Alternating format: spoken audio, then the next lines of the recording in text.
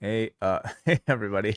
Uh, how's it going? Sorry, I screwed up there. Um, no music this week. But we got oatmeal in You got a oatmeal. Yum mason yum. jar. All We're right. live on the internet. We are live. Welcome everybody to this month's edition of the Wellness Policy. My name's Wai Ting. This is Jordan Goodman. This is Neal Flanagan. Jordan with his oatmeal today, eating on camera. I know that's a huge pet peeve of John Pollock. He does not like hearing people eat in his ears. So I muted. I don't yeah, have to. I mean, I could still hear the Ew. food no. Done in with your John. ears or in my ears. It doesn't bother me as much as it might bother others, but I I guess I would urge you to eat faster, unless you want us to just like watch you eat the oatmeal. That could be fun too. I It's a mean, I new suppose. direction for the Yeah, show. A mukbang. That's what they yeah. call it. When's the last time you ate oatmeal, Way? Oh, um, I don't like. It's been a while. I had cereal yesterday. It's kind of like a cold oatmeal. What kind of cereal? Oh, man, it was like one of those Quaker's Harvest things. Huh. And You know who what I'm talking said the about? oatmeal I was eating was hot? Um, I guess by nature it's more of like a hot food, is it not? No, this is like overnight oats. It was never hot. Oh, oh, Yeah, interesting. Wow. It's mushy though. yeah. It's oatmeal. Yeah, okay, but cold. Yeah, I usually associate oatmeal with like hot oatmeal. Oh, Over here, Jordan, in the suburbs of Belfast, in Northern Ireland, on the island of Ireland, we call it porridge. And that's, by the way, that's a reference to Raw last night and their torturous terminology for where they were, where exactly they were, and how Finn and Becky might fit into all of that, which I quite enjoyed. The Porridge island of was Ireland the is how island of I'll be Ireland. Yeah, referring to you your home place from now on. yeah, I'm up. I'm done with that. Yeah. Okay. so Neil, this is interesting. And I was thinking about this watching Raw. So, do you feel some sort of like hometown allegiance to Finn or Becky, or not necessarily? Yes, I absolutely do. Yeah, I consider them fellow countrymen in a sense, and it's weird. Just before we went on live, before you joined us, actually, Jordan, we were chatting. I was chatting with Way about this.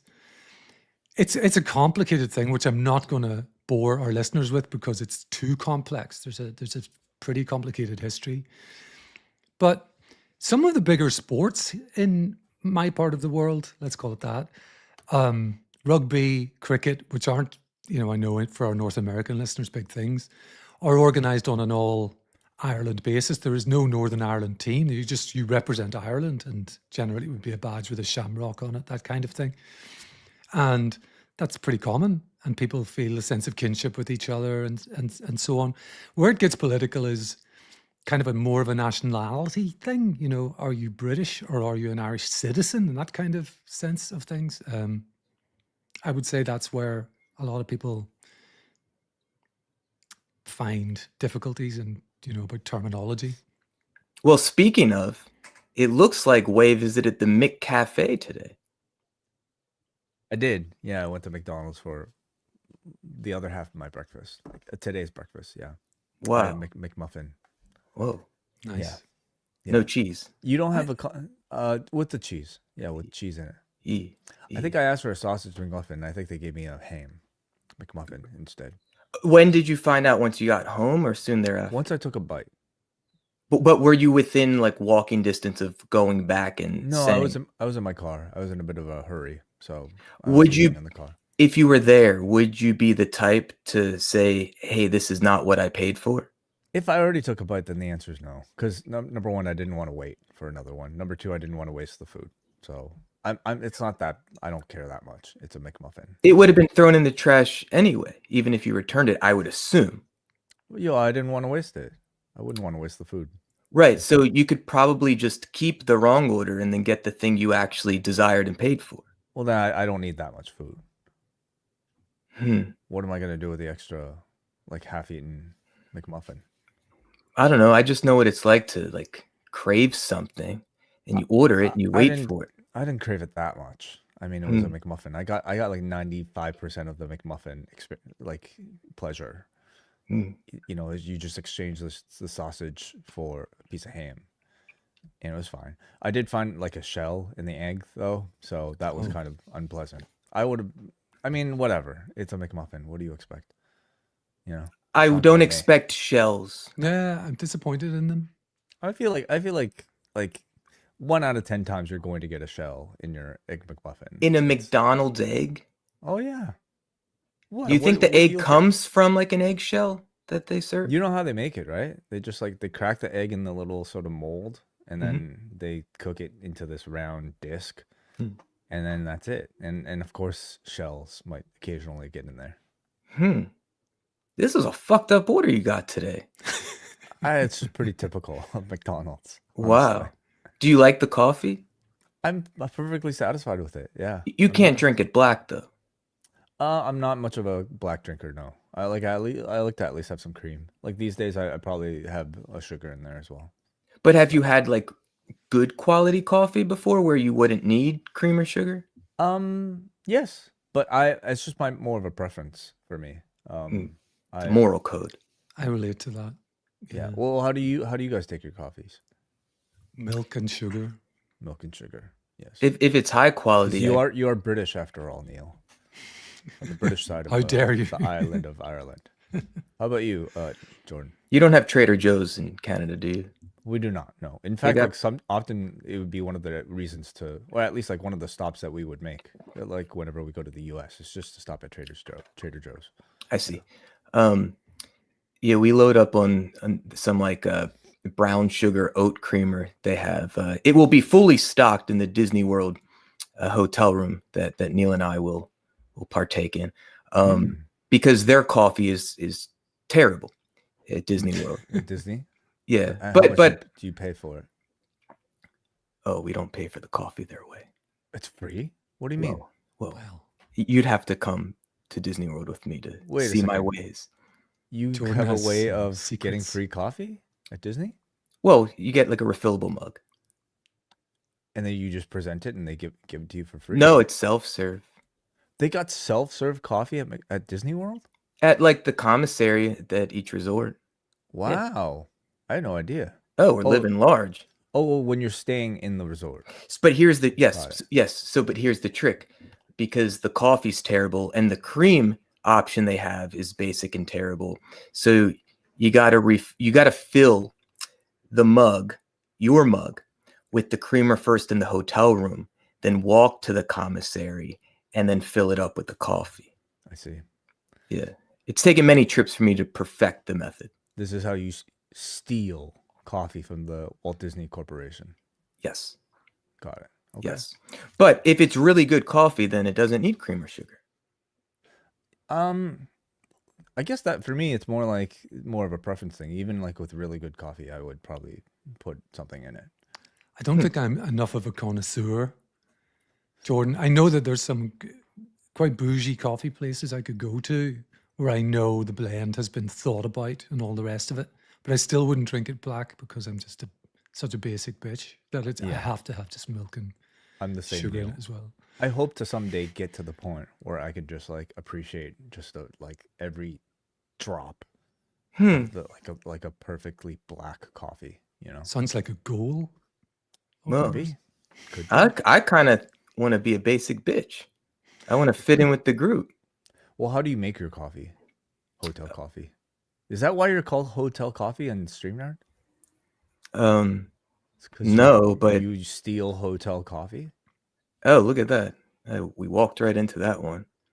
No, that's not why. But I do romanticize the idea of a hotel coffee. Okay. Well, so other than I guess Walt Disney Hotel coffee, like you drink your coffee black, and therefore like do you have a special, like, are you one of the people who like grind your own beans and measures and all that? Do you do that? My wife does it for me now. Oh, so she's one of those people. No, because we put the Trader Joe's creamer in what we do at home. We grind it ourselves here and brew it ourselves, but we don't have anything fancy. I don't think we're working with more than $50 worth of machinery for it. How do you grind it? with a grinder that I have. Like a hand grinder or electric? No, electric grinder. I got that like a decade Okay. ago. But Some would, I mean, it's like probably no more than $20. but even that is like I would say a step up for a lot of people because like I just like buy pre-ground beans, you know. Yeah, I don't know. I think we buy beans in bulk, like higher quality beans. So it might be cheaper to buy them as whole beans and in bulk. But my assumption is if you if if it remains a whole bean, then it lasts longer. Again, this is just an assumption. I'm not a connoisseur by any means. In fact, I would classify myself as somewhat of a basic bitch when it comes to coffee. All right, well, that's fine. What about chocolate, Jordan? Do you like dark chocolate? Connoisseurs, particularly here in Europe, are very much kind of that milk chocolate stuff you eat Yeah, like that. isn't chocolate, you know. Like the 88, 94, 97% dark chocolate or cacao or whatever the fuck they call it. Like that has been an acquired taste, I'd say, over the past 15 years. I know my brother Justin, he's done some like super connoisseur, like sit down experiences in Brooklyn at like a chocolatier or whatever you'd call it. Yeah. He's more so the one who goes deep. What he has like a $1,200 espresso machine at his home. He goes deep with food and drink. Beverage, I think the connoisseurs call drinks. Beverages. Sure. Yeah. Yeah. No, that I kind of have like a desire to like appreciate food at that level. But yeah, I don't know. I don't know. I feel like I'm very easily satisfied. Maybe too easily satisfied. But I mean, it's not so all or nothing where you simply think of food as just a prerequisite for fuel. No, you're right. It's not. I feel like I can, but I also see. I watch this like I'm watching Culinary Class Wars. Neil, Yes. have you finished? Season 2. Oh, I haven't finished season 2, but I really enjoyed the first run. And like just to kind of see like these judges, these judges are like given like one bite basically, or at least like they'll take one bite, and they'll just kind of sit back, and then they'll be able to write an essay off of like the one bite as they break down like the texture, like they can break down the ingredients and like they can break down the personalities of the people who made the food. You know, especially if it's like a team challenge, like the team thing where like two people were cooking at once. Like they can, off of this one bite, taste the personalities of the two members that made it. And Right. And you can do that for a pro wrestling program or match. I like to think I could, take a bite of a pro wrestling match and be able to tell the personalities of the two people who made it. Sure. Yeah, but I wish I had that same sort of like sensitivity for other things, of course. Does food more generally or a specific type of food come to mind? Like for me, like red wine, I would like to develop more of a vocabulary and just a palate for it. Why red wine? Because I like it. And I can like again, there's this like romanticism about the culture around it. So like maybe visiting different vineyards. And the culture is a big part because you can like there's like travel that's attached to that hobby, and just the experience of going to different wineries is, I mean, that in itself is a lot of fun, isn't it?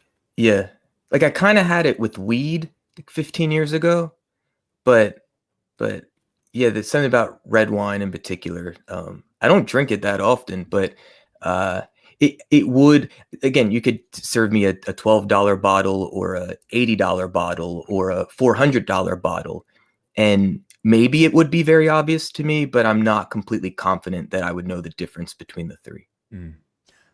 Some would call that like a burden to be that sensitive. You know, that you can only be satisfied. See, because my brother has this when it comes to like sound. He's very much an audiophile, and like, you know, he like has to have like a particular setup for his stereo, and it has to come from like either like this type of media, like it has to be like maybe like a CD with like no scratches on the disc or whatever. Like I don't even know if he's like, or like, you know, the vinyl record that's like in perfect condition. Otherwise, like he can't listen to a recording on Spotify, for instance. And I just I feel like that's sad. Do you feel that way about watching wrestling though? Like it's hard to I don't want to say just dumb it down for yourself, but to maybe just not be so analytical. Um, I think wrestling's a bit different. I mean, you know, you guys watch plenty of wrestling, so I think you guys could relate too. But like, I think wrestling is something you could just even feel, like at its most surface level. Like, I can get enjoyment out of like a really bad match sometimes, right? Maybe If here's a better question, because there's, you know, the handful of times y'all have invited me to co-host and analyze the wrestling. I'm consuming it, I'm watching it, I'm feeling it in such a different way with such increased sensitivity. Mhm. And that's very different from how I watch most wrestling nowadays, which is also very different from how I might, you know, have friends over for a Royal Rumble and then enjoy it more socially with them. Yeah.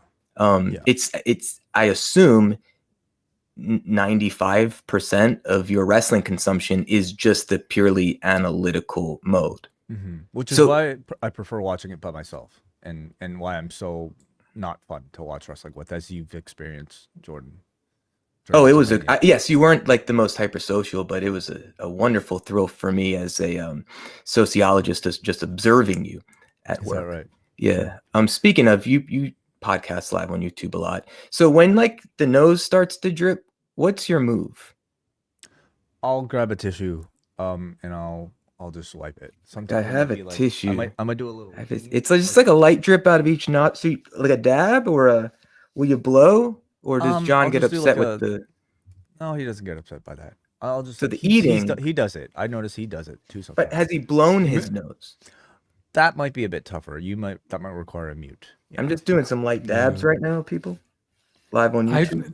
I've noticed lately, Jordan, because I'm doing the solo news updates at the weekend. When I listen back, I'm really beginning to learn a wee bit of editing, because I'll pick up a sniff or a weird noise and want to try and get rid of it, you know, and rather than just do the whole read all over again, you know, being able to snip things out and stuff like that. But yeah, I've noticed you sort of watch and learn, you know. Wai and John have this to a T, you know. So John, for example, I've noticed will, what you were describing there was do a wee bit of a weave, like just move, just turn away from the mic. Yeah, exactly that. Or like behind the mic is my move. Like, Yeah. right there. I feel You like can't see me. how I typically, and this is just in any social situation, some professional, personal, otherwise. Sometimes I feel like I'd rather call out the thing than try to hide it.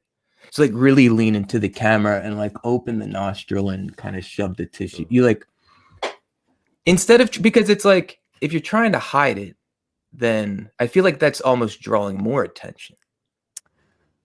So I guess like you could. That's one way of doing it. I guess it works for you. I think it works for your personality. I mean, for me, I tend to just want to like make sure that the like the momentum of the show is still moving forward. I think there's also the reality that most people are consuming it audio only. Yes. Right. Yeah. Isn't I that have the right? data to support that. Yeah. By the way, no greater reason than to bump up your Patreon subscription to at least the double level, like I do for Neil's classic, we could say, weekend news audio updates. I think I got that out right. Thank you, Jordan. Classic is perhaps, I'm going to be self-effacing a wee bit. You know, they're still reasonably new, and I'm learning. No, I'm telling you. Look, you've done a few. I would say they're getting better. We've talked about this in private. You know, I kind of try to coach Neil up every now and again, and so now it's like Sundays, late afternoon, perhaps. I get to tell Lily, like, Lily, it's time to catch up on the news. And you know what she says in response? Classic. I'm not sure I believe this story. Classic. Like why? Why that word? Because, well, we know Neil, first of all, has a way with words. So just like his delivery and his accent, at least accent relative to mine, there is a romanticism to it. It feels Yeah. classic. Okay. Yeah. And then when you have him in this, relatively calm, peaceful, comforting energy, Mhm. catching you up on what went down at the latest TNA pay-per-view, Yeah. like what is more classic than that? It's true. I think Neil is a very good like weekend voice, right? Like Exactly. he's the voice you want when you're like, I don't know, like maybe on your way to brunch and you want to catch up on AEW Collision or something. And he'll tell you about like the Bang Bang Gang. Like as Yeah. if, a man from like the 1800s was reading to you the newspaper. Whereas like Monday hits and it's John Pollock here with the news, and it's like, it's like now you got my attention. Now I'm ready. I've had like 3 coffees. I'm good to go with the week. Tell me all about everything from Yeah, the weekend. it would be a massive mistake for me to try and match John's energy on his news updates. We're very different styles, so I'm trying to bring a little bit of energy sometimes. Hello, and drop it. some clips in and stuff as well. To further my skill set, I'm envious of John's clippage, so I've been He's I so try good. I try to use those if I can and if they fit. But Um, you've been doing but a yeah. great job, Neil. Honestly, like you and Jack and John. And like, Jack, let's skip Jack. We've struggled with like coming up with something for the double tier for a long time. We've also struggled with like marrying what's on our written website that receives just like so much attention, honestly. But it's not really like what the Patreon subscribers necessarily consume, because they're primarily like there for audio, right? So to be able to now translate like the written word into some form of an audio document that will also feed the double tier, as I feel like it's finally been the thing we've been able to solve, for that tier. I also like the social aspect, meaning that I'm like hearing someone's voice that I'm familiar with, and then on each news update, whomever is doing it is also filling you in with here some of the latest post podcasts that have been published and the ones coming up tonight or this week. I think now we're just selling, but I'm a I know. customer. I'm a customer first. Not really, to this. not really that show for that. Anyway, just subscribe, don't subscribe. I don't care. Doesn't matter. What are we here to talk about, everybody? Goals, as it says, Right. big and bold on the show image. The 57. This is number 57. We've done a lot of these, yeah. And this is one called Goals. Of course, it is January. It is the year of 2026. And I mean, we hate to be cliche and like do just a whole episode in January about like New Year's resolutions and things like that.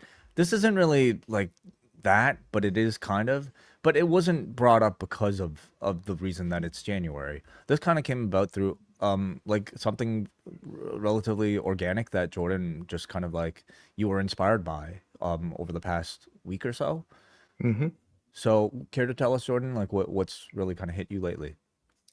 Yeah, so I didn't really give much thought to a New Year's resolution a couple weeks ago. I mean, it will come to mind. Hey, do I want to or not be intentional about anything now that it's a fresh year? And this year it was a clear no for me. But I mean, this is really years in the making. But certainly I've been exploring it more with the therapist that I have hired and worked with in recent months. Of like, man, I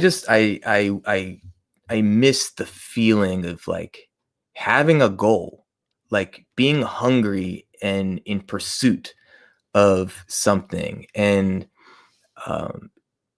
like I'm well aware that since COVID, I've kind of lived this story of more so being in a mode of trying to maintain stability in my life, and a combination of the pandemic and shifts with my job because of that. Initially, getting long COVID, and then really making it a priority to just make my money and heal.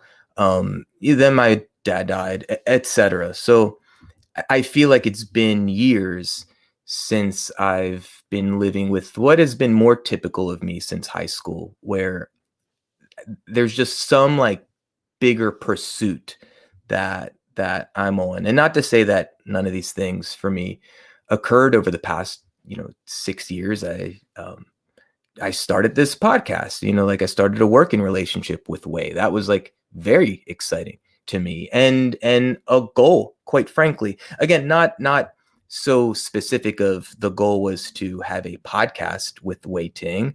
But I knew I wanted to like fuck with Wai Ting, if you know what I mean, in some sort of way at some point. And I met Lily and got married, and I've kind of started and settled into my own private psychotherapy practice with clients. So it's not like I haven't accomplished stuff, but we've talked at length in previous episodes here about my goal and pursuit of doing something with Ring of Honor. I've had similar pursuits with musical endeavors like playing in bands and so on. So about a week ago, I was at an open mic there to support my friend who was kind of billed as the star performer. She was visiting from Boston, and a longtime friend, we call him Bagel lovingly, he came to support as well. And Bagel and I go way back, and 20 years ago, we brought him into a band that I was in and kind of took the lead in managing. Please go ahead. Can I ask how he got that name?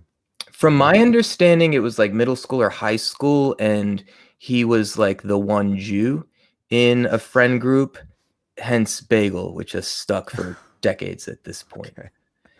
And all right. And so we brought Bagel on to essentially be a part of the band as the light guy, a lighting designer. The lights were his instrument. So I go way back with him, especially in the pursuit of goals or dreams. And he has since, as a more typical artist DJ, has played major festivals throughout the country and has done touring and like performing some historic venues to thousands of people. And he's done that for much of the past 15 years. But in the past handful of years, he's really built an incredibly impressive business of event, like wedding, corporate event, etc.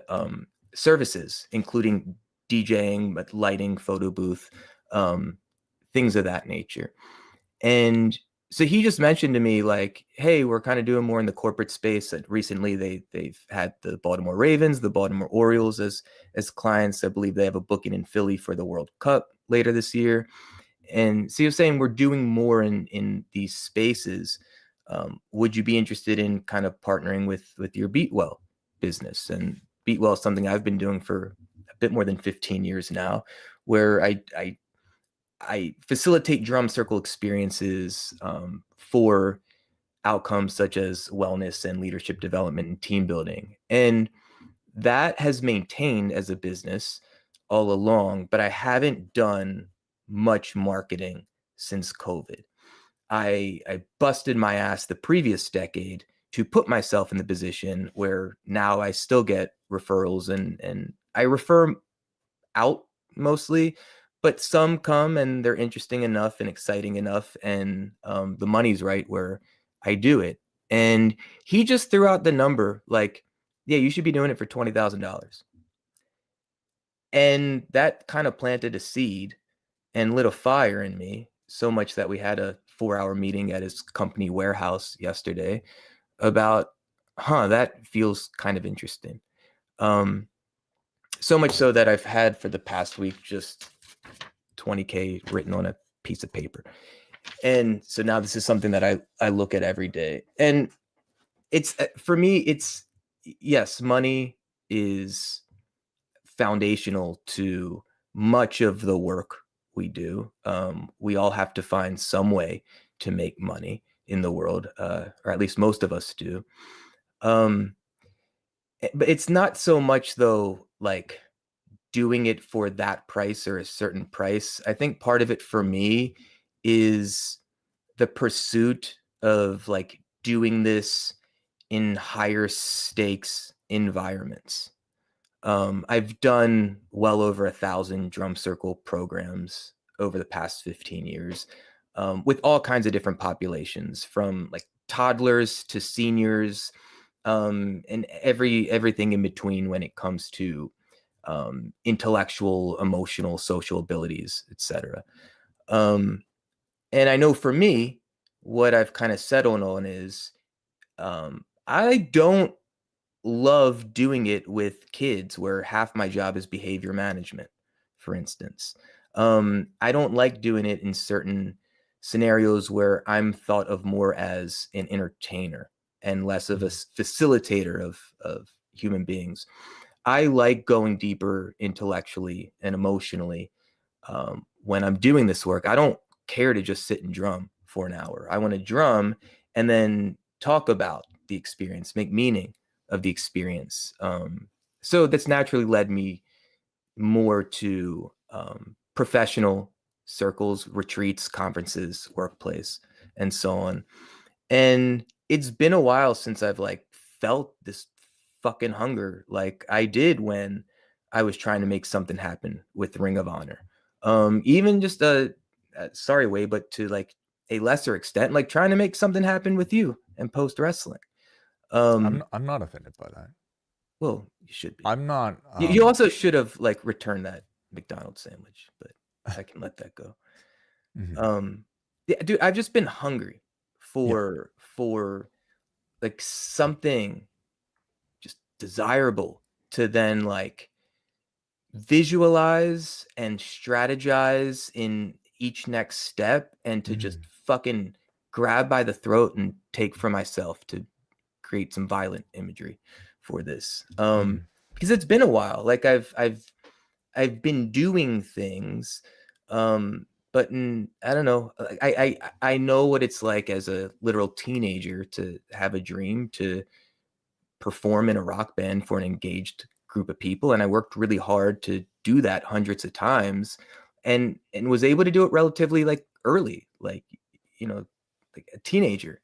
And so I know I've proven repeatedly to myself throughout life, and my friends as well. Bagel's one who, in his own ways, continues to prove this to us as a friends group of like, you can do anything with a strong, clear vision and just a work ethic and a relentlessness. And I've been desiring that, and now I'm feeling that more than I have in a long time around this beat while offering. Interesting. I guess before, well, let's talk a bit about Jordan. So it sounds like to me that you are inspired by an interaction that you had with somebody, and you maybe had a taste of the energy that person maybe embodies, and that made you realize, hey, like I felt this way one time, or at least many times in the past, and I haven't felt it in a long time. I want to feel that way again. Yeah, and because he's right. Like, why wouldn't I be doing this at a certain level? Which then that value is kind of defined by a price tag. Because I know it to be, I could argue that that's underselling myself for a specific group of people in a specific experience. Like, I have complete conviction in the offering, and I feel comfortable sitting down with any group of people that, for some might be perceived as intimidating, or whether it's, professional athletes or heads of state or CEOs or anyone in between. Like, I know what I have to offer is of incredible value, again, just for the right people. So now that you have your target, it could be a long-term target, whatever. Now that you have a target, what do you do to get there? What's the next step? So yesterday was a 4-hour next step of meeting with my friend and meeting, all the employees with Bagel. Yeah. And yeah, I went to their warehouse office space. I mean, it's incredible. This dude has like a half dozen employees working there. Like I've never seen fucking Bagel as someone who Boss. like employs other people, and they're all fucking cool. It's a great vibe there. They're hungry, they're motivated. We met virtually with a recent hire of his, of someone who's much more well connected locally within like the corporate events space. One of my best friends, Stan, works there doing videography. So we start talking about how do we start telling the story of who I am and what the offering is and why it would be worth X to the right group of people. So yeah, I know also next step is getting like rebranding my website, for instance. And again, this is something that I've known for years that I've wanted to do or said I should do, because the website should reflect who this offering is meant for now in 2026. And again, for whatever the reasons may be, it's not like I've had a boss telling me I had to do it by a certain date. It's not like I've had relative financial stress of like, if I don't do this and figure it out, then I'm not going to like, you know, pay rent this month. I don't have a parent or anyone saying I had to do it. And again, I'm very used to throughout my life not needing that, like taking on the responsibility of building a thing for myself in the world or trying to pursue a goal for myself. But for many reasons, I just have watched my behavior of not updating the website. And again, I try to not shit on myself for doing that. I try to meet myself with compassion and grace and these lovely qualities.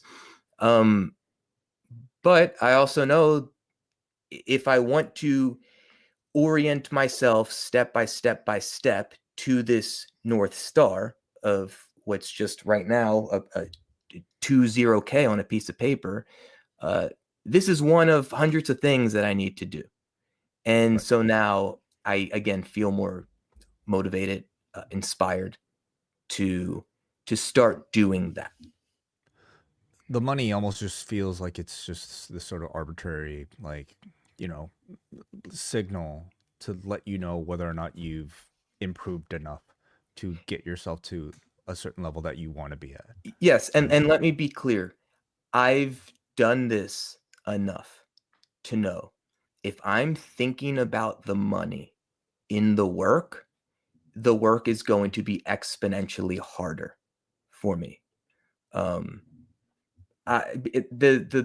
we were having this conversation yesterday, because some in the group were kind of, rightly so, kind of speaking from more of a hard business perspective about this stuff. And I was watching myself being very, maybe defensive, but certainly protective of my offering, in the sense where I'm not interested in trying to like squeeze money out of people by like trying to sell them on add-ons for like it's like I'll risk sounding hyperbolic or woo-woo or something, but it's deeply spiritual work for me to be doing this stuff.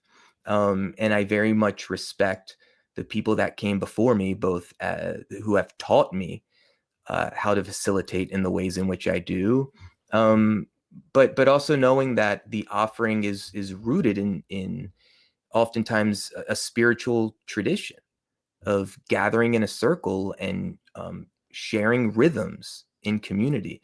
So, and because I feel like there is an integrity in the intent of the work,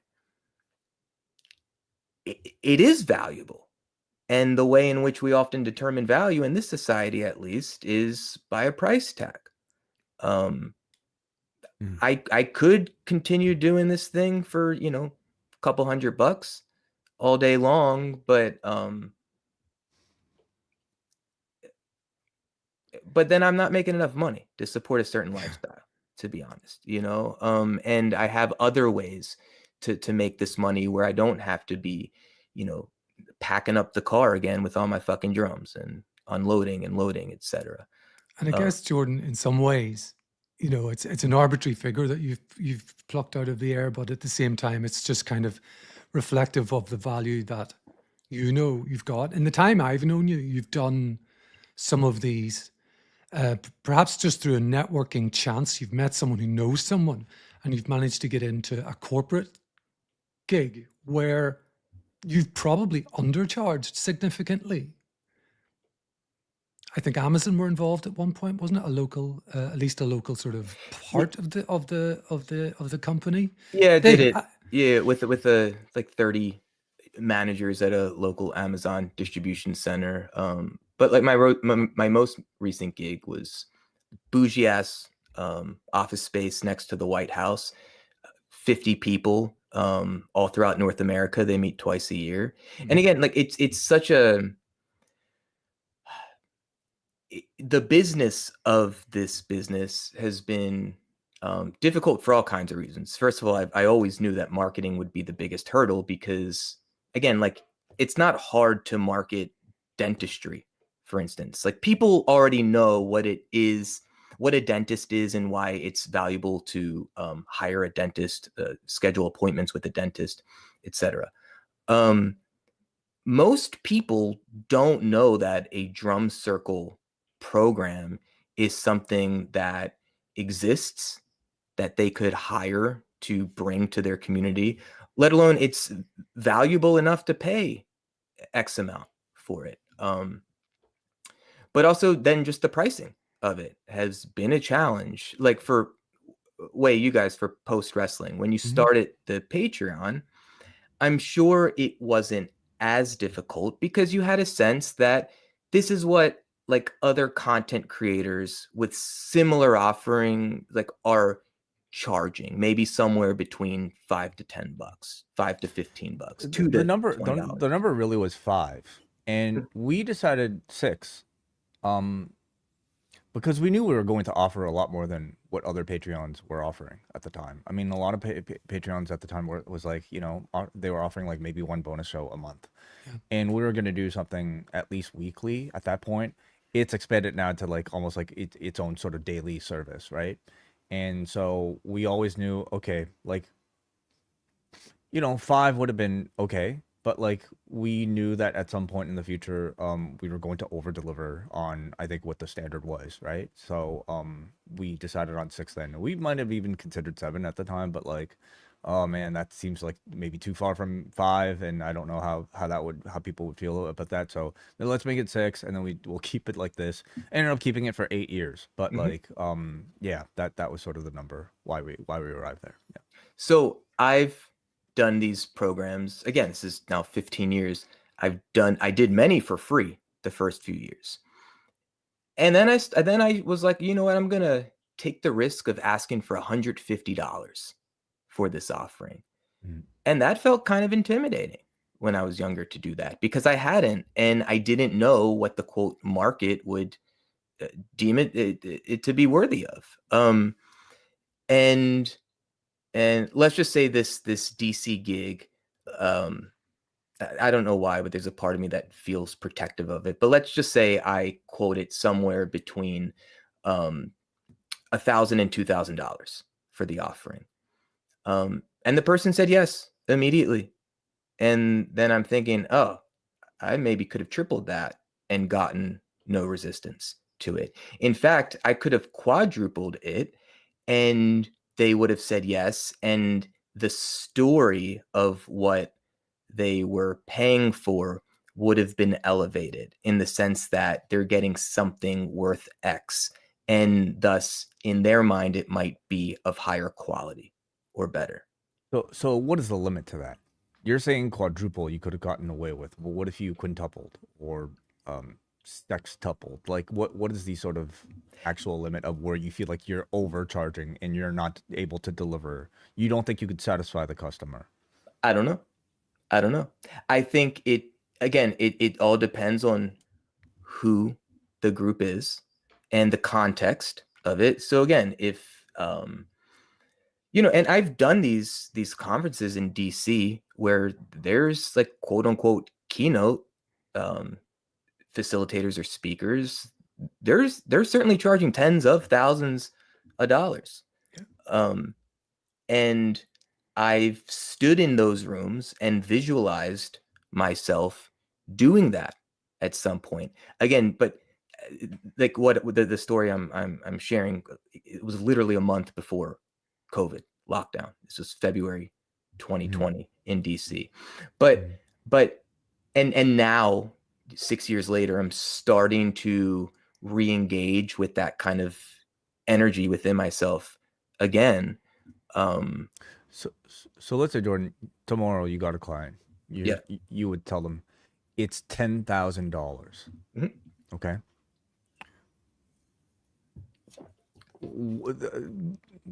I don't know if they would say yes. Okay, but let's say they did say yes. Mhm. What would you change about your presentation to make yourself feel like you're delivering $10,000 worth of, experience? To be honest, not much. Because the immediate thought is to start sanding my edges. Meaning, would I maybe dress a tad nicer, but in a way that doesn't feel true to me? Part of the sanding the edges is, do I not curse at all? Do I not try to slip in one motherfucker? Maybe, again, it depends on who the group is. But I can see this slippery slope where I could equate a higher price with sanding my edges, trying to move toward the center and fit in to the group. And I do have that just sounds to me like you're like any other guy, like if you were to stand out, you have to be more yourself, wouldn't you say? Absolutely. Now, this kind of goes back to a previous episode of like, finding your voice and all that meant. But then it's like, well, who am I if I'm being myself? And what does that mean? And there's certainly multiple selves. Jordan on the wellness policy is going to be somewhat different than Jordan at home in private with his wife, which is going to be somewhat different than Jordan teaching a kid how to play the drum set like I'm going to do tonight. So yes, Jordan, working with a group of professionals and, charging 10K for an hour of the work. Who is that Jordan? I think that's a really interesting and important question for me to figure out in real time. And by the way, I have been figuring this out in real time. For the majority of my adulthood. I mean, I remember starting grad school in a clinical psych program in 2008. And I'm pretty sure I've shared this story on one of these episodes, but I have physical evidence of my student ID and the picture I took where I'm looking at the collared shirt and the haircut. And I'm like, who the fuck is that? Oh, that's a guy trying to fit in with what he thinks a 22-year-old in a master's program for psychology is supposed to be or look like. And thank God, or to whomever I pray, Steve Belinky, that within months, I realized, oh, I need to show up in this path as a musician, as a drummer. It's okay for me to wear a fucking Carlito headband, which I did. And by the way, got a compliment from a professor on it. Because all these other guys in the program are like, wearing button downs and khakis and dress shoes. And I'm wearing a tank top and like a fucking orange headband with like an apple on it, like Carlito. Nice But Carlito headband is what that they said. felt more like myself. And, it was helpful for Dr. Lyons that night to just call it out. Maybe because she thought it was just weird. I don't know. But in front of the class, she was like, hey, Jordan, cool headband. So it sounds to me like you already feel like you're delivering maybe even $20,000 worth of like experience. Absolutely. So then really the difference is the marketing, is it not? It is. Yeah. And that's not easy. I certainly know. And also, again, I'm trying to be as clear about, because there is a big part of me like not liking that this is about money. But it's a business, period. But it's also like, this is in part my life's work. Look, I see how what we are doing. I fucking sent you guys an article a couple weeks ago and copied and pasted into a Word document and like bolded certain lines as like, hey, this might be a good idea for a future episode of the Wellness Policy. I haven't done that in a while for this show, but I'm starting to now see how the Wellness Policy and all these other, my therapy practice, my music lesson practice, I'm starting to once again conceptualize how all these different facets of my life can lead to a more singular path that isn't just what will become of my career, but what will become of my life. To have the Chocolate Croissants podcast in 2017, and to be in the band Raindeer, and to have the Ring of Honor full-time job, and to be still a working psychotherapist and a music teacher. Like, all of these things fit together in a really cohesive way, at least in how I conceptualized it. They all kind of were orienting me toward or fulfilling something very true to me.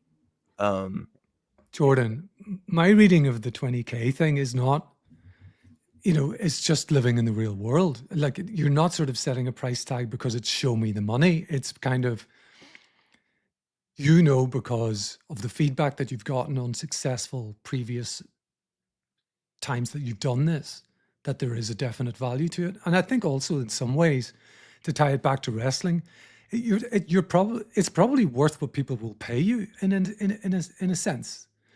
If you get a name for yourself as someone who's very valuable and people think it was a wonderful experience, and there are particularly corporate clients with deep pockets, then of course you should charge more. Really, like what we're talking about is like if we're looking at life as a video game, like maybe that dollar amount is simply your experience, like it's the level, how many what stage you're at, like that's what we're really talking about, isn't it? Yeah, totally. And I've often liked treating or conceptualizing, whether it's just as vast as career trajectory or just, smaller experiences in life as a video game or just as a game. I think it makes it feel less intimidating or personal. I've just found that to be helpful. Also, then it's we can apply the things that we apply to video games, like strategy and failure, and learning that at least in a video game, failure won't kill us. We might have to like go back a few steps, but now we're wiser and better informed, and maybe we need to go slower or we need to take a different route in order to not die next time. Or pop in the Game Genie and just cheat your way. I did have a Game Genie in 1991 or whatever it was. Those things were fun. Let me just also say though, like something I'm realizing in hearing you speak so passionately, and so I think I don't know, like directly about like your own past experiences and just even about your wants for the future. I think like a key component to all of this is having the confidence in yourself and your own abilities to be able to even like say, I want to charge $20,000 for this in the future. That I think is a big statement to put out on the internet for people, because yeah, it's like if you don't succeed, I guess it's it could be, some would perceive it to be an embarrassing thing. And that's just not necessarily something like I have within me, to be able to declare. And I that's what I think is a special quality about you, Jordan, that you do have that. Like, I don't know, how do you relate to this conversation, Neal? It's I'm listening to my friends, talking about this, and you're in the same boat in some way when you're talking about the pricing that you came up with, and then for Post in the beginning and how that has lasted a while. I've always been an employee, so it's really intriguing to me and kind of interesting. But but I'm sort of in the later, well, not, I don't want to overage myself, but I'm in a stage of my life where I don't see myself ever really striking out in business for myself. So the whole point of like offering services for money is a little alien to me until reasonably recently in the last couple of years, where wanting to do more with Post because I'm such a fan of the product and a fan of you and John was, well, how can I get in with these guys? And it sort of started with, well, I could appeal to John's journalistic senses because I've worked in that environment as a briefly a reporter and then more of an editor. So in the beginning, it was kind of just volunteering to like proofread some stuff, copy edit some stuff for the website. And then that became more of a, maybe I could do something at the weekend, write for the site, then more opportunities to, and so on. And then you recompense me for that. And then we had to And go that's, through several rounds of negotiation with your agent. oh, before that we, was, we that was landed tough. A number. Yeah. I can be a real hard ass about these things, But, it's become on the busier months an extra revenue stream for me, which is kind of like weird, because I've never had a side hustle before. I don't, without being a dick about it, I don't really need one either, because I've been in the same career for like 20 odd years. So I'm comfortable and I don't have kids, and that's a big money saver in life. So it's sort of, I'm okay, but it's great. It means I can get new AirPods, and things like that, and sort of can say, right, okay, well, that's paid for that, that kind of thing. So do you relate to the conversation even outside of business? Maybe, just any sort of like. very much, person. yes, in the more abstract of, here's an ambition, and how do I get from A to Z? And, we all have our own tactics for that sort of thing. And sometimes they come naturally and sometimes you need a little bit of help along the way, So, for example, this year, I want to get fitter, but what does that really mean? Does it mean, being like having the body of Finn Balor? No, it doesn't. Realistically, clearly not. It's not going to happen.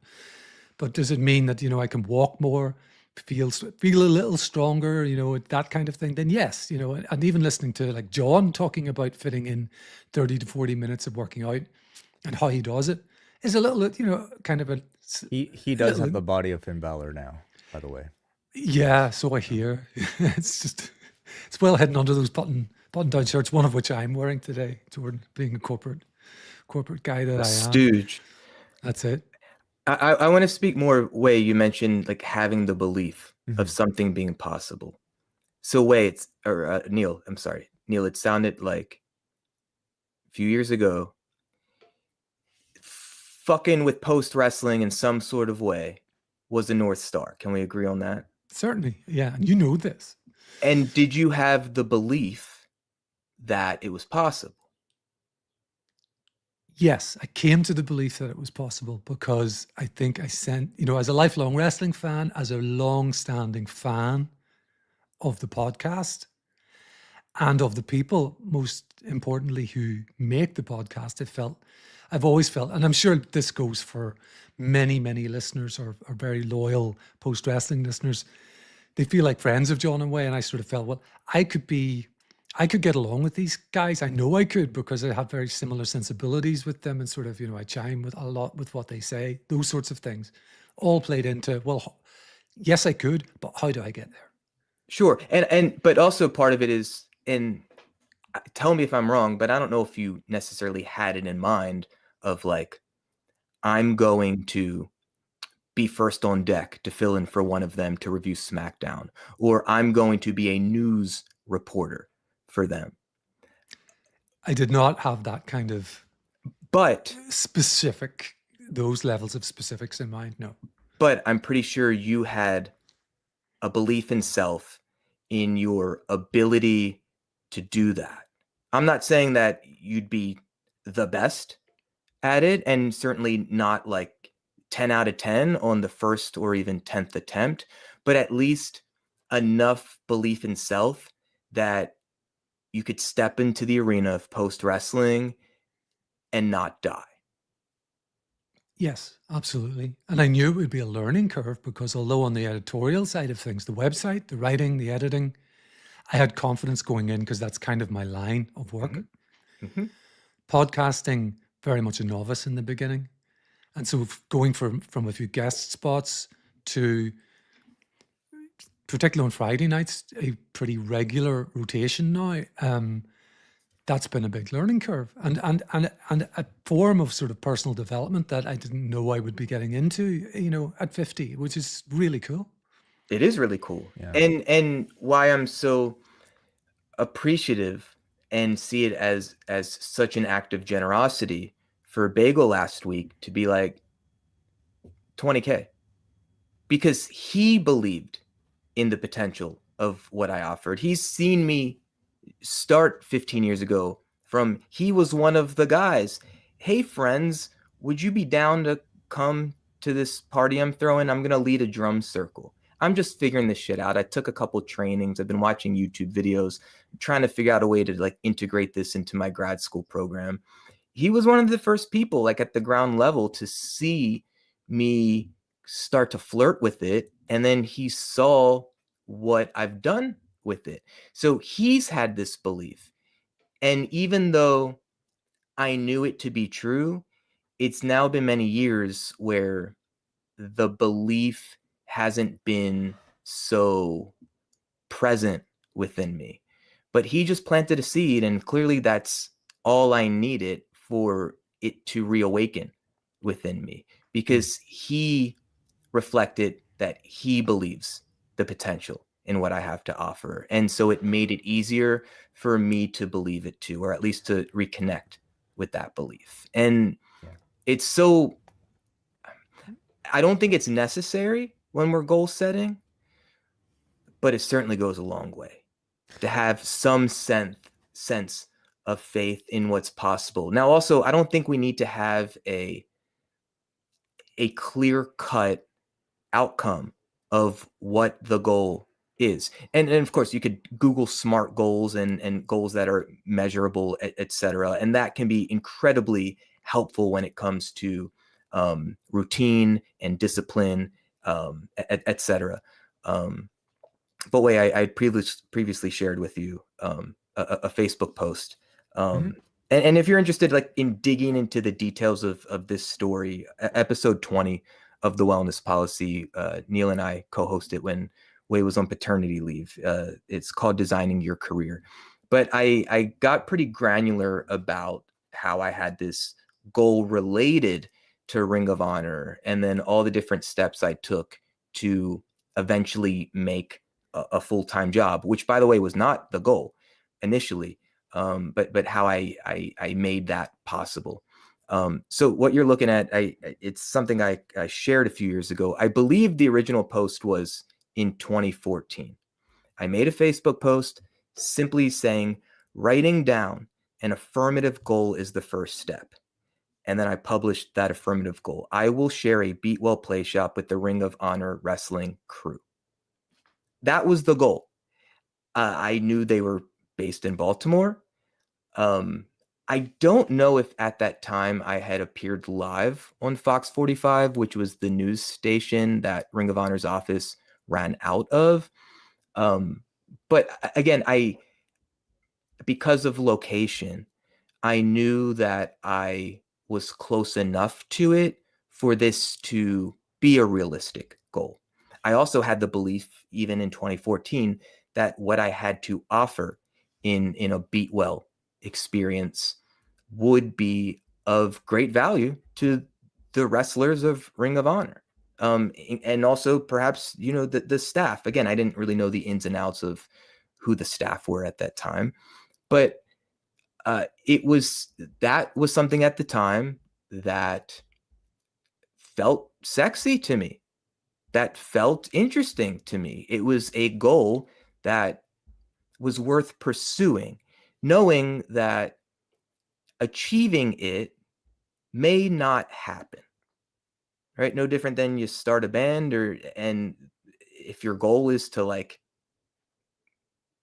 have some longevity where you can perform and make albums and stuff, like the vulnerable piece of it is that It might not happen, but it certainly won't happen if you don't try or keep trying. And so for me, it was this idea of writing it down and publishing it on Facebook. That held me accountable. And now we're kind of talking about just visioning. Some people might call it law of attraction type stuff. This idea of making it more real. Again, that's why I wrote 20K on a piece of paper that I'm going to look at most days of my life from now on. And again, if I never sell this offering for 20K, that okay. But maybe it starts averaging at 10. Well, that's a lot more than what I've been charging. So again, even if I get, let's say 50% there, from a certain perspective, that could be winning.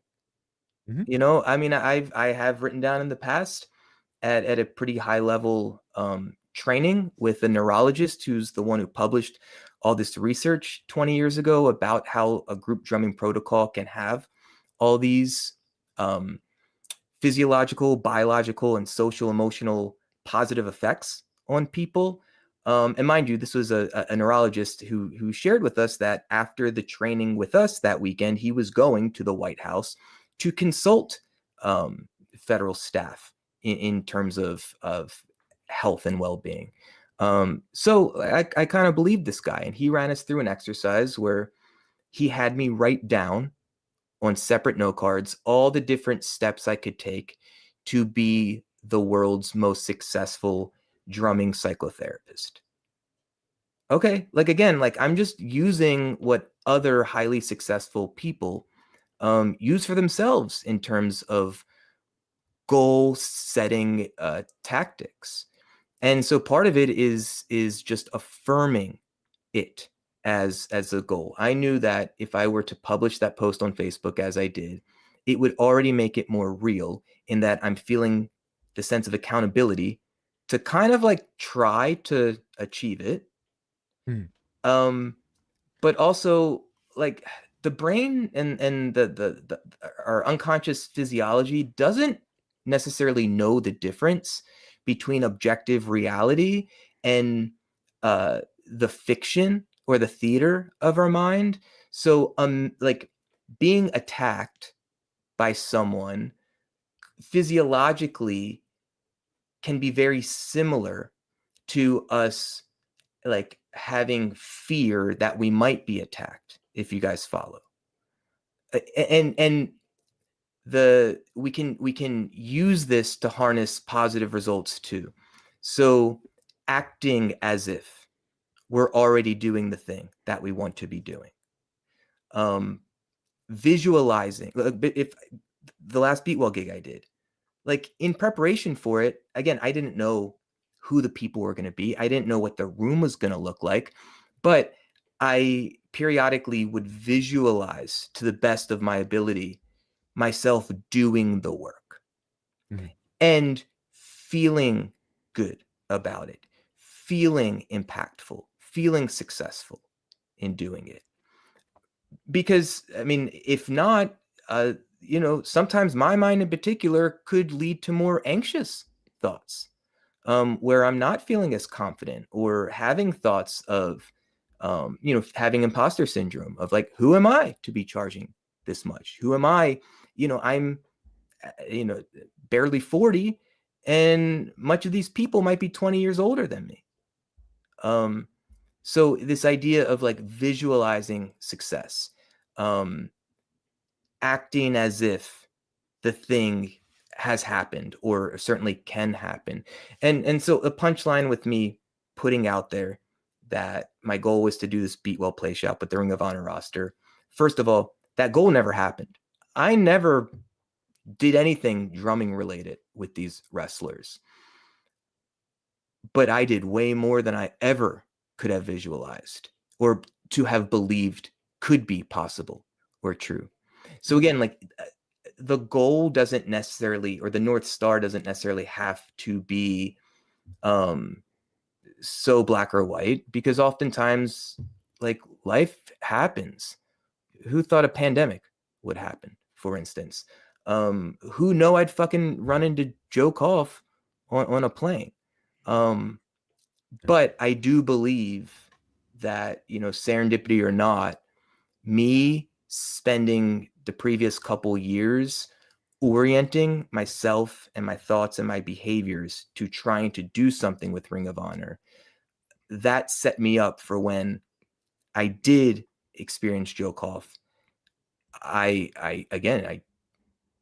Hmm. grabbed it by the throat and squeezed it for all it was worth. And again, I use like violent imagery because that resonates with me, but I did it by being like kind and interested and humorous and like being myself. But he understood how fucking serious I was about his business, and he understood the more he got to know me about how fucking serious I was about eventually wanting to add value to his company. And I know he felt that, and that's a big part of what why he gave me the opportunity, because he knew that, one, I had enough belief in myself to open my mouth and introduce myself to him, and then to ask to sit next to him on the plane, and then to chat with him about his business in really deep ways. um but again, I had a conviction that like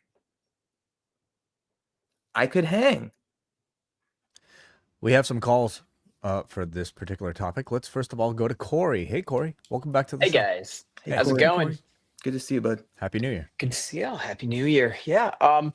It's very funny that this show happened to fall on this day. I got the notification, and I've already been working towards one of my goals this year. So last year was a fairly quiet one in terms of what I do on the side, which is I operate a tiny little record label. It also is the name I use for booking shows. I booked two shows last year and did not release any music under the label name, and that was a combination of a result of a couple of things, one of which being, just a little bit of a crash out I had in the summer that led to just a ton of inactivity and me just being in my own head. And like, when you're a one person operation, when you're off, everything else is off. So Setback. and yeah, and that's been something that was hanging over my head for most of the year. And I want to hold myself accountable. I have two albums that I promised people that I would release. Um, and I started today on working on the packaging for one of those albums to get it finalized. I'm doing this all myself, just me, a printer, a CD duplicator, and an X-Acto knife. Uh, so as I was listening to you guys, I was working on it. Hell yeah. Awesome. Yeah, and Amazing. just spent a lot of time running back and forth between a printer trying to get this fake Obi strip printed. Amazing. Yeah. So I sent it over to the artist, and once he has the final say on it, I'm gonna start just making all the copies of it. I'm reaching out to the other person who I promised an album for tomorrow. Going to get his sign off on that, and then hopefully release these two albums. But I wanted to go beyond that. So as of this conversation, I have released two releases under my current label and have booked four shows. By the end of the year, I would like to have more uh, more releases than shows I've booked, and that includes whatever I'm booking this year. I have a slate of releases that I want to put out, things that people have talked to me about in like DMs and texts. And I really want to put myself to task this year of like hitting the ground running. The second I get these WAV files, I'm off to work in Photoshop, doing test prints on CDs and like making sure things look cool. I want to be a reliable person that people can come to and be like, hey, I have some material. I would love to have it in some kind of physical form. Let's talk.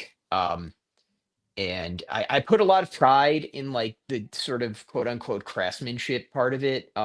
In the niche style of music that I've mostly been operating in, that being like experimental noise music. It's a lot of like cardboard slips and CDRs thrown in there. Admittedly, this is a CDR and a DVD-R, but I wanted to go the extra mile with the packaging, because I take pride in like the sort of like totemic aspect of physical media.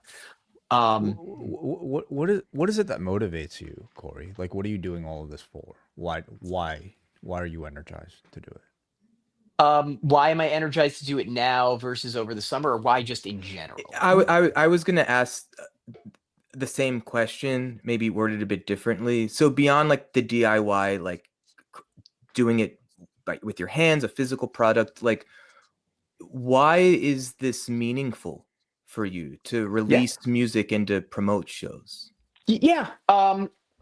Because this is I don't want to say this is all I have, right? Like I have a girlfriend that I love, I have friends, but when it comes to like a thing that is my own that I am passionate about, when it comes to music, like that's it, right? Like, and I feel like I want to give back to what has enriched me for so long. How, if I may, I Corey, yeah, sorry to yeah. interrupt. How has music given to you? Um, I mean, if we go into like butterfly effect type deals, I wouldn't have the job I have right now if it wasn't for meeting one of my coworkers at a hardcore show in 2013. I've made valuable connections and friendships that have changed my life because I have chosen to interact with like DIY subculture. Um, and I cannot stress enough how absolutely life changing it's been for me. And so I guess you could say that my this is my way of kind of contributing back to that, and ideally, creating connections for other people, which according to a lot of people who have been to a couple of shows I've been to, that's already happened, which has been a point of pride for me. um, but yeah, to kind of put it succinctly, I do this because it's just like my way of giving back to a a cult, a subculture, a DIY scene that needs active contributors. That's the life's blood. Corey, building on both Way and Jordan's question, what you feel very energized to me today. When you're talking about this, and you clearly have made more progress in. We're only 2/3 of the way through January Yeah, yeah, than you have in various months. So, where has that kind of spur come from? Can yeah. you put words to that? Yes, absolutely. The first thing is the situation I was in over the last, I'll say 6 months has resolved itself. I made active strides in confronting my problems. Which I'm not going to get too deep into, but it was a relationship problem that eventually I had to just really confront and be proactive about. Um, the new year came, and a couple of things like really spurred me to want to just hit the ground running. One of the things was just simply, that new year, new me mentality, which can only go so far. The other and more kind of tangible uh motivator is one of the guys I'm working on a release for. He has a show next month, and I want to get physical copies of this thing in time for that show. So that is my more Hmm. pressing motivator. Hmm. Deadlines are super helpful. Yeah. They sure are. Especially if you don't want to disappoint somebody, if somebody's relying on you and you know that, right? Exactly, exactly. And so, hopefully he gets back to me within the next hour or two about this, and then gonna be up for a little while, just me and the Exacto knife and a ruler, and going to town. But yeah, I feel very motivated, and I think just like even just looking at like this little let's just call it a prototype.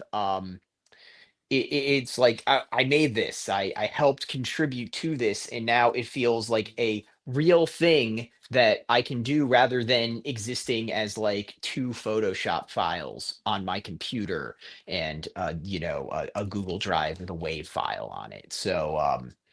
So I think also just momentum, which is momentum is a word that you, Wei, and John have bemoan a lot when it comes to the world of pro Now I wrestling. know why people would want to win a random wrestling match on Raw or SmackDown. Exactly. It's the mental thing of Yeah. getting in the groove. But yeah, no, for real, like maybe I do understand it now. Mhm.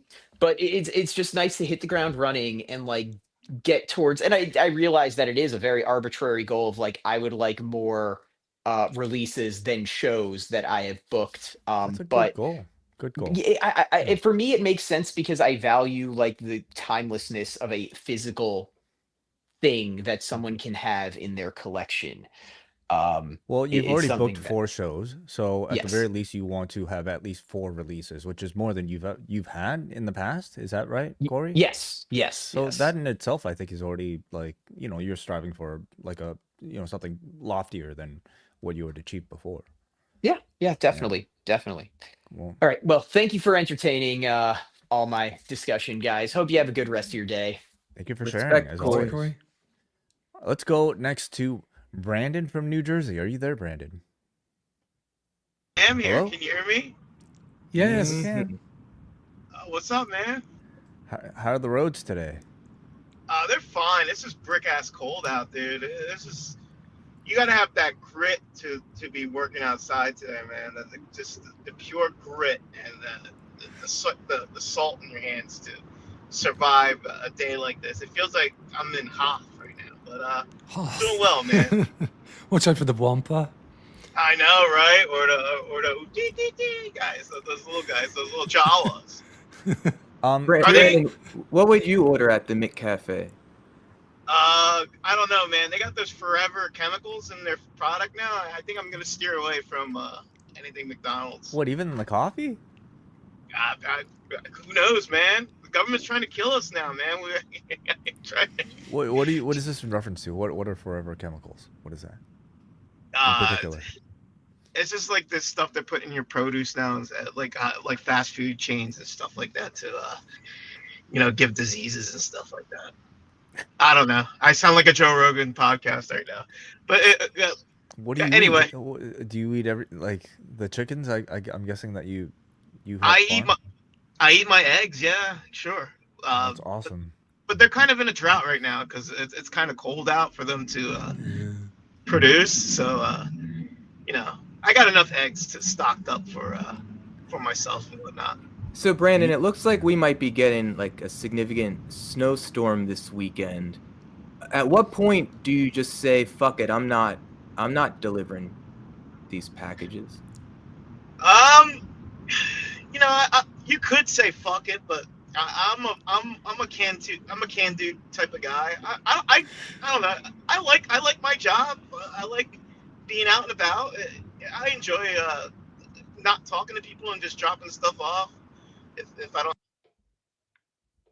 Uh-oh. Speaking about dropping off, Yeah, we might have lost you. By the way, Brandon drives for UPS. I feel like he's let that known in the past. So yeah, Call I us was gonna back, ask Brandon. if he could drive me to the airport on Monday. I'm concerned about getting to Florida. Yeah. Stay safe, first of all, okay? Pull over to the side if you're listening to this, and then maybe reconnect back with us when you get a chance. Yeah. Yeah, we are approaching, the 90-minute mark, so we'll see if he makes it before the end of the show. But Wait, can I Yeah. interject slightly?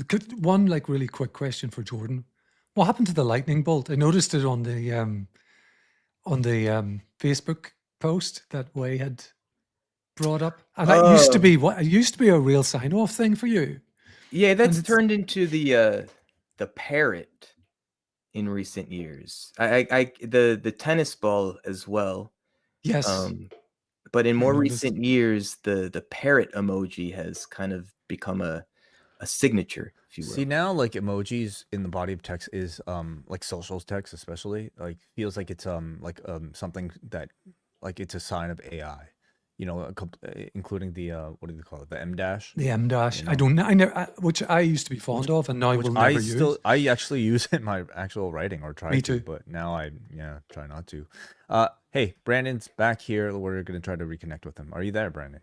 I'm here. I'm sorry about that. Somebody tried to call me. It was one of those bill collector whatever's. We're offering you X amount of dollars for a loan. Okay. People. So Brandon, why did you call into this particular episode of the Wellness Um. Policy? So you're talking about goals, and like I was just curious about old Flanny Flan. Did you ever envision like I like me and you would go back to back in calls for Rewind the SmackDown, and like did you Yeah. ever envision yourself like being in this position right now? Like you have a monthly podcast with you have multiple monthly podcasts. You're a massive contributor. Like the glow up for Neil Flanagan is ridiculous. It's a really good question, Brandon. When I started, I wanted to contribute more because I loved the site. So I've already said this during this episode. So that was kind of like playing to my strengths, which were editorial. The rest of it, I sometimes wonder how it happened. You know, I mean, Jordan certainly was giving me a lot of encouragement along the way. He knew that I wanted to do more. I think just the fact that I don't even think you I- ever necessarily volunteered for these roles, did you? Like, how did you even start hosting, like doing the fill-in host thing? I think the first thing I ever did was an episode of Rocky Maivia picture show with Nate. Okay. Maybe then another one.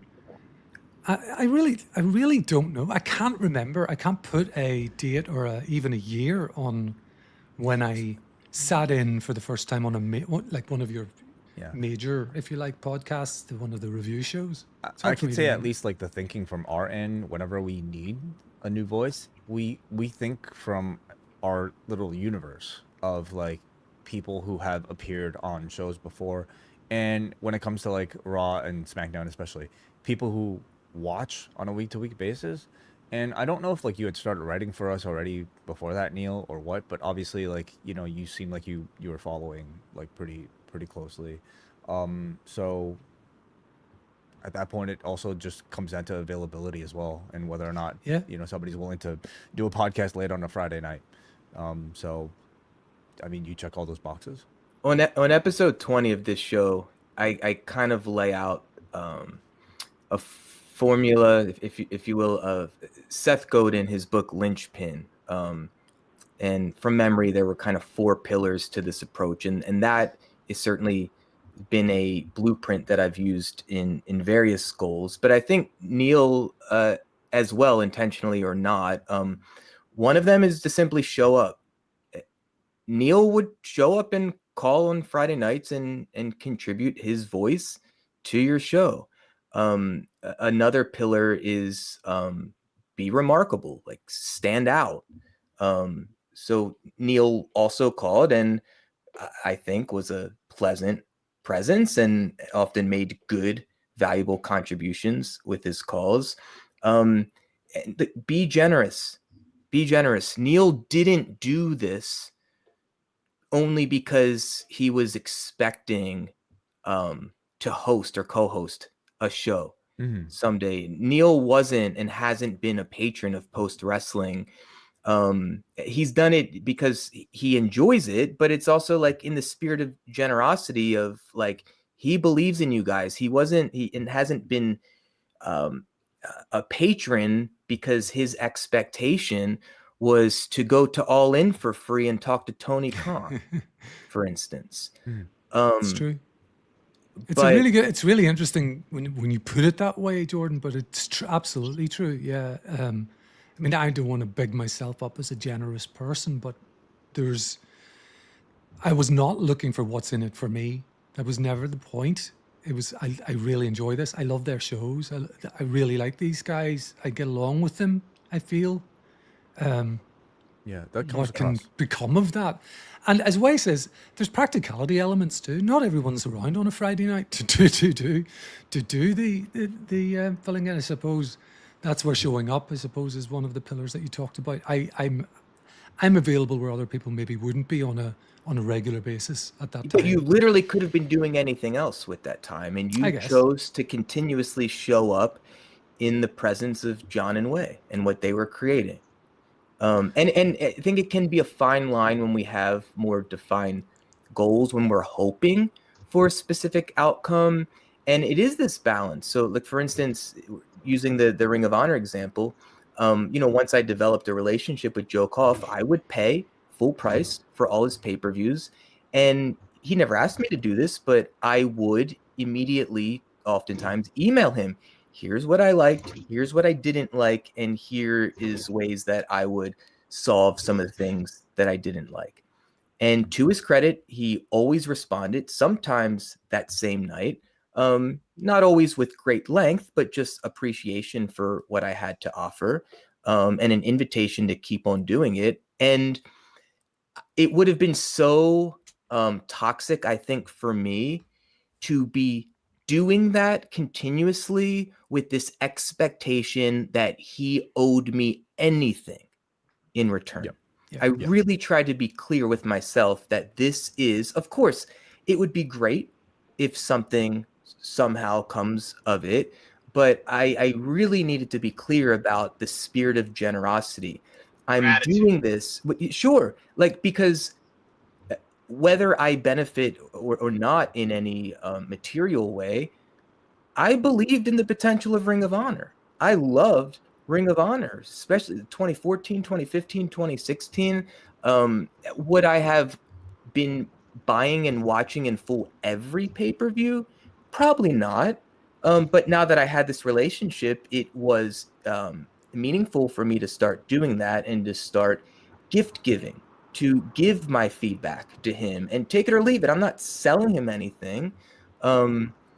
What ends up being a secondary factor is I'm showing him how my mind works in relationship to this stuff. But again, I didn't have this mentality of like, I'm only doing this because I need him to give me something specific in return. And I don't think none of these are like all or nothing, generosity, desire, etc. But at least for me, it was important to keep the intent clean. And with these Beatwell groups, again, like, in a sense, it's about the money because it's a business and it's an offering. But also I really try hard to balance it because, like, this is deeply meaningful work for me, and I don't want to taint the intent and the pureness, for lack of a better word, of what I believe the work can offer. Yeah. Yeah, I'm of that gorilla mindset too. Like, you do stuff for people, but you don't expect stuff in return, because I know that and it has happened before.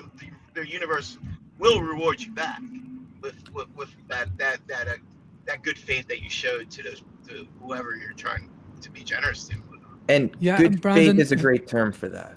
It is, yeah. Brandon, can I just reflect back to you as well? I mean, you've become a very important and key part of the post-wrestling universe. Like, you're a voice that everybody knows.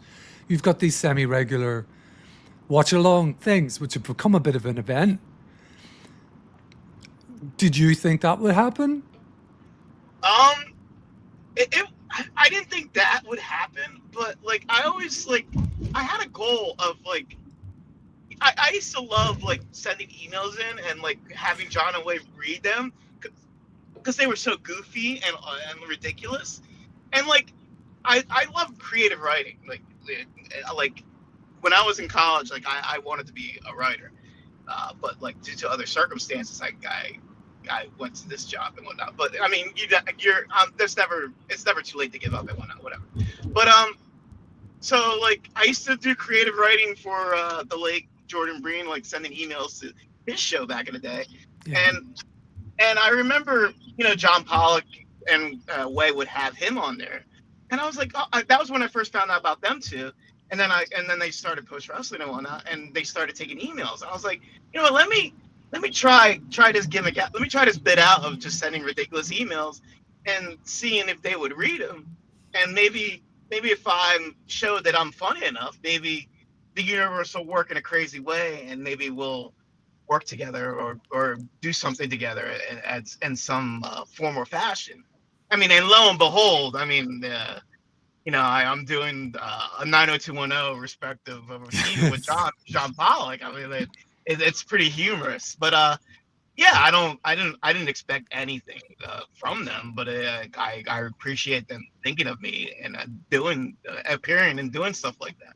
I mean, it really could have gone the other way because Oh, I think 100%. like we I feel like at least maybe when we were starting, Brandon was sort of in the category of like, you know, there are people that we get feedback from that we just like, you know, we like reading because it's like well thought out, analytical, and just like, you know, like well written. And then there's a bucket of people that like we just don't want to read from because like it's not good for air, or like it's just like poorly written, or like they don't really have anything like great strong to say. And Brandon certainly teetered between the two because he was like on the one hand kind of trolling us, I feel like with a lot of like what he was writing. On the other hand, like I guess we have a bit of a sense of humor where like we can appreciate even like, you know, like sometimes like the trolls. And he was certainly like you found something, especially I think with John, which is I think a bit more sometimes in my opinion, I don't know, he might be a little bit more careful about those sort of things, but especially like with John, I think I don't know, you managed to connect with him somehow. I'll tell you what I never really believed, or I never thought would happen. I never thought people would speak of like contributing to a podcast or a website I helped found as some sort of like goal of theirs, you know. And I guess that's something like in this conversation all three of you are relating to, and so even that to me is certainly incredibly like I don't know, like rewarding to hear, but also something that I didn't necessarily consider before. And credit to you. Yeah, you guys bring a certain je ne sais quoi to Well, your it's- buds. Also to kind of give shine to Brandon and to use prior language from the conversation, when Brandon decided to start writing and then just showing up more in your community, he didn't necessarily sand his edges. Like Brandon, to your point, you said you thought maybe your humorous shtick might work. Now, maybe it wouldn't, but clearly something stuck. And luckily, you had enough belief and confidence in you to show up in that way, instead of maybe sanding things down a bit, and that could have led to not being memorable or remarkable in some meaningful way. Oh, I remember one time I thought it was over, man. I remember I sent a feedback to a AAA show that for Rewind the way that they did with Rob Viper, and I was like, oh man, the way and John, I was like, oh, it hurts, man. But I rebounded like Rodman. I'm still here. We miss your written feedback, Brandon. You know. Well, maybe when go ahead, Brandon, Neil, I'm sorry. sorry, what was your alter ego from Saskatchewan or wherever it was? Or none of Rodrigo from Winnipeg, man. Rodrigo from it? Winnipeg. Rodrigo. Goodness, wow. Well, Brandon. Bring I him guess back. Before we sign off, like, I suppose, do you have any sort of like personal wants or like you know, things that you are working on that you'd like to put out there? Well, I mean, the relationship, that aspect of my life, I would love to be in a stable relationship and not get bored of it. So I'm digging through that situation. It's not really a situation. It's just more like of a me thing. I'm trying to be better at that aspect of dating and whatnot. But you know, some other goals. What's your type? Old. Or Yeah, I mean, sure, I'm into older women. Yeah, that's Okay. that's Putting it out yeah. there. That's it. But I don't mind dating 20 something, 28. If you're But listening. if you're listening, if your kink is therapy sessions, if you're listening, I'm here. What's up?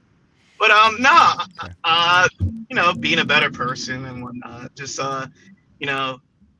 being a better podcaster. Just being a better being a more humorous person instead of being like just like I don't know, just embracing the chaos of life and stuff like that. Being a better Brandon from New Jersey. How about That's that? it, man. Yeah. You know it, man. All right. Well, thank you guys. Great topic. Love you guys. Wai, you're a G. You're a beast. Nice fade. I saw the picture of you and your family at the mall. Great fade. Great Dominican fade. Respect. you. Jordan, you're a beast. Have fun with Neil and Disney. I'm sure you guys are gonna have a blast, man. If Neil gets into the country with this, That's my immediate term goal. In 2 weeks' time, Cool. get through border security, and then I'm that's good. it, man.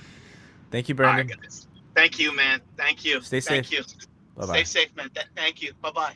See you, Jordan. Bye, Oops. Brandon. Sorry. Okay. We love Brandon, the Dennis Rodman of post wrestling. That's right. Yeah. Well, yeah. So I guess we can wrap up at this point now, Jordan. Thank you for revealing and motivating the topic of this particular podcast.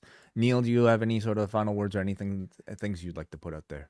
Quick note of curiosity, Wai, if there's time, have you got any goals for the immediate, medium, or long I term? kind of thought about this like prior to the show, and honestly, my goal is to just survive. Right now, I really feel like I'm kind of like in the zone where I don't really have the energy to think about my future in that way, or like my personal sort of like goals in that way. I mean, my goals so much are, I think, like related to family and just Yeah. my kids, right, and their long term, and so much that is so consuming every single day that it kind of like writes itself. You know what I mean? Like Yeah. that's the motivation. My motivation right now is to get Oscar to be able to put on his own, like dress himself into, like, not put up a fight when we need him to put on his jacket and coat. And our motivation is to make sure he like eats a balanced meal and doesn't protest every single meal. That's my immediate focus. Yeah. My other focus is to make sure like our 9-month-old like doesn't wake up late at night and is able to sleep through the night. And when he does wake up, that it doesn't require an hour for him to go back to sleep screaming in our ears. So these are things that are just like kind of immediately dominating our thoughts. So it's not really so much like personal or focus or like future related. But that's going to be, I think, for the next year. Very Great. understandable. Yeah. Yeah, man. Respect. How about you, Um, Neil? Not really. Like I said, like I sort of building things into short, medium, and long term. Sort of short term, really have a great time in this holiday, which is coming up. It'll be When 2 is weeks it? from Saturday. 2 weeks Oh. from Saturday is when I leave. So before the next episode, you'll have Mhm. been to the Orlando, Yeah. and back. That's right. Okay. I'll be home Awesome. in mid-February. Amazing. Longer term, yeah, get a bit fitter is one of my key goals for this year, and it's again nothing too onerous. Just better posture, more support for my aging back, those sorts of things. We can help each other. I've been more intentional recently about that kind of stuff too.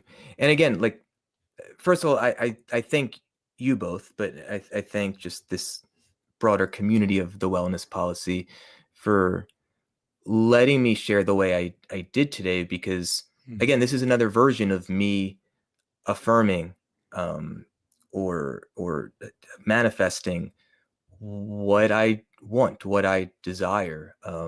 And there's always this piece of me that is kind of hovering, sometimes quietly, other times not, of Jordan, don't make this about you again. and I've shared this with you guys before, and I've always felt completely supported in return. And I also trust, like, using myself as an example helps open doors or windows for others to believe what might be possible for them too. So I do my best to trust in that. But like, again, when I say these things out loud, when I share them with friends, when I share them publicly, it makes it more real for me. It kind of keeps me oriented to certain North Stars. And that's why we need people. Like, it's all about people. So Neal, when we spend a week together, like, let's do our stretches together, and let's do our push-ups together, because it's certainly more interesting and fun, and dare I say easier, when we're not doing these things in isolation. Yeah, we'll do some You'll- DDPY. Ooh. You'll need it for some of these days. Because what how many steps do you end up taking through Disney World? Last trip, I took like 32,000 on my rest day. That's crazy. Wow. Yeah. Yeah. I was like getting close to 40,000 a day. Yeah. Stretch those obliques. Make sure you're wearing comfortable shoes, Neal. All right. Yeah. I was I'm gonna good for say it. as part of this whole I guess accountability process, would you like to schedule a time in the year where we could possibly shame you if you've not achieved your goals yet? Would you like that? You're asking me? Sure. Or the both of you. No, because again, like, what I offered today was more so like a North Star. And so for me, I guess where it's helpful to be held to account is, and yeah, maybe it is 6 months from now, of like, hey, Jordan, have you, or what have you been doing? How much to- are you charging? Yes. Yeah. Right. No, the measure of success for me is, because again, I could do all the things and there's no guarantee that anything will happen in response. I have relatively little control over other people hiring me. All I can do is network and market and promote, etc. And luckily, I haven't been doing much of that in years, and I still get emails with people interested. So then I'm like, well, what might come to me if I put more energy toward this? So for me, the intent is just to keep doing more to orient me to that future outcome being more real. That's all. Amen. Yeah. If you'd like to contribute to any of this conversation, you can always do so at our Discord, postwrestling.com/Discord. We have a wellness policy channel, or you could just reach out to any of us through either Patreon right here or individually on Blue Sky, of which I think at Jordan Beatwell, and also at Neal Flanagan. I'm at Way0937. What are we talking about here next month? I mean, you know what? I already know the topic. It's going to be a topic that I've actually kind of wanted to do a show on, for quite some time, and it's about the topic of personal finance and, I guess, financial responsibility, or whatever we will choose to title it at that point. I mean, money did come up here, but I think so much of our, I would say, well-being, mental health is related to our financial statuses, and so we'll have an expert come on, and we will maybe explore that topic a little bit further. So I'm looking forward to that one. That will take place sometime. What are we looking at? February 24th. So about a month from here. So thank you, Jordan. Thank you, Neal. Thank you, everybody listening. This has been the Wellness Policy. We'll talk to you guys later. Bye-bye.